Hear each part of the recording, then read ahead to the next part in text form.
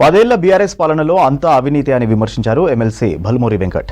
ప్రతి స్కీమ్లో కేటీఆర్ స్కామ్ ఉందని ఆరోపించారు. కేటీఆర్ అధికారం అడ్డం పెట్టుకుని ప్రజాధనాన్ని దుర్వినియోగం చేశారని మండిపడ్డారు. తప్పు చేసిన ఎవరైనా చట్టం ప్రకారం జైలుకు వెళ్లాల్సిందేనన్నారు భల్మూరి వెంకట్.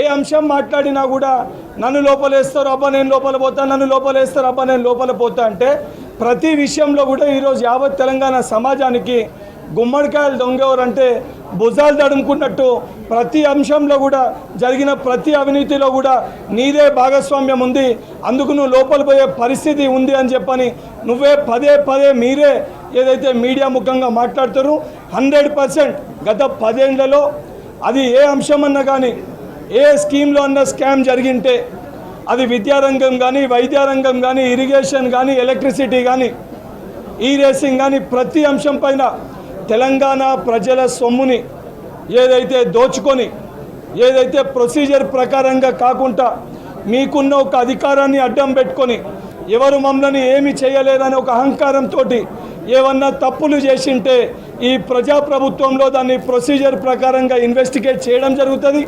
ఇన్వెస్టిగేషన్లో police department as per procedure ప్రకారంగా తప్పు చేసిన వాళ్ళు ఎవరున్నా 100% వాళ్ళని కటకటాల్లో పోయే పరిస్థితి